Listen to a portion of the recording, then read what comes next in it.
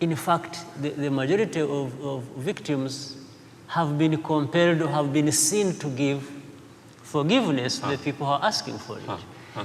But sometimes it takes long. The victim, if they have information, they put the information or facts or evidence forward so that those presiding over the church will confront the accused with this evidence. Sure. Sometimes the perpetrator has come out on the basis of the evidence that has been given. So, and everybody in the crowd is entitled or has the possibility to stand up and give information relating to the case. So it's an open thing. And I've seen them, and they actually allow people to get real emotional and express their grief. Absolutely. And there's a lot of crying and tears, and the community is all there. You know, I'm just thinking, if you took every one of those perpetrators, the genociders, through a court with lawyers. Yes. Oh, yeah. You know, it'd be longer than the tradition of your country. So. That's why you have had so many hundreds of thousands of people have gone through Gacaca, and the majority of them have been forgiven. Yeah. They have settled back in their villages. Yeah. The victims, many of them, have left the place happier than they came because they've known the truth. They've seen apologies. They feel, they have felt that they have been listened to, and in a sense, justice, in a real sense, has been done. And in fact, we've had other cases where when these cases have gone through the normal courts, people would either be acquitted or even imprisoned, but these who were acquitted would not have peace when they go back to their villages. That's true. That's true. Because the victims would think maybe there was some, you know, lack of impartiality in the process. Right.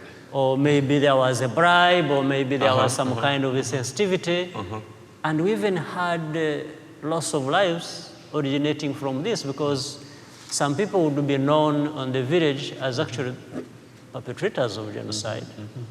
The next day they would be released by the courts, and sometimes the victims would kill these people when they were released to go back to the village. But we have had a few cases where people have gone through Gacaca and reacted to by the villagers in the same way. Yes. Because the community that means the community has accepted them. Right. Once they have gone through Gacaca. So they're really forgiven. Absolutely. Yeah. So it has. And then they can re-enter into society. Absolutely. And you have used community service a lot. Yes. As payment. Yes. In a lot of ways. In fact, that's how through Gacaca, instead of like in the normal courts of law where they would sentence you to so many years sentence the guilty ones to many years in prison. Yeah. In Gacaca, even for those who are guilty, first of all, there is a reduced sentence. Second, we found it's a combination of things, including some realities that we have to confront. We cannot have prisons holding hundreds of thousands of people. It's just too complicated, and it would be too expensive, and it would just not make sense in our case.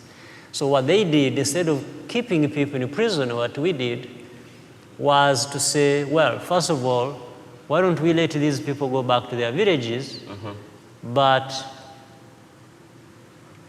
give service to the community, especially those who they affected. Right.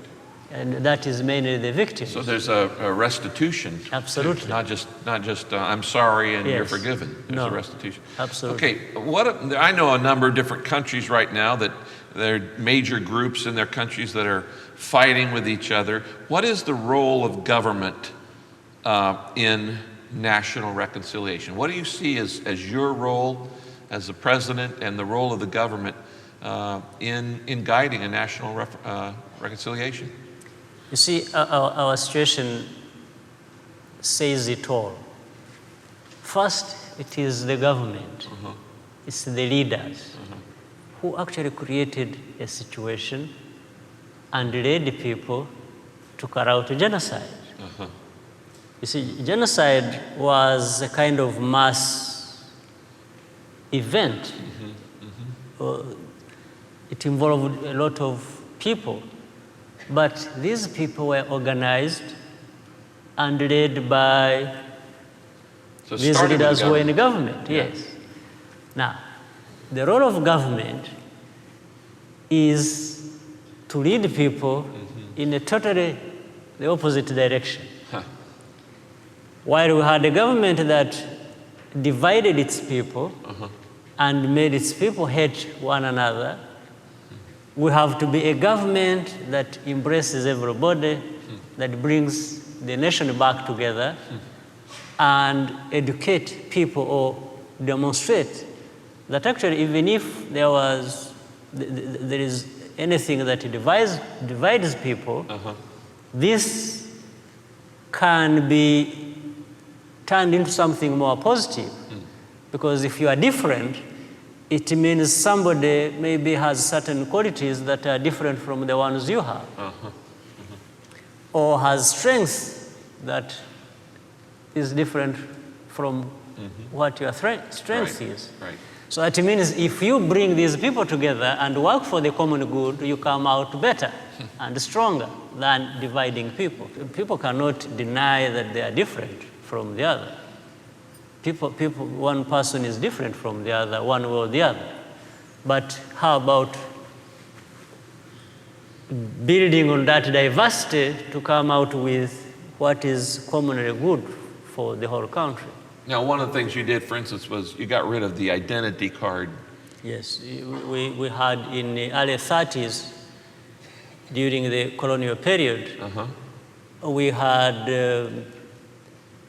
a colonial administration that institutionalized racism. Yes, racism, how people are different. In fact, created racism, even what was not so radical difference in our society, that was created.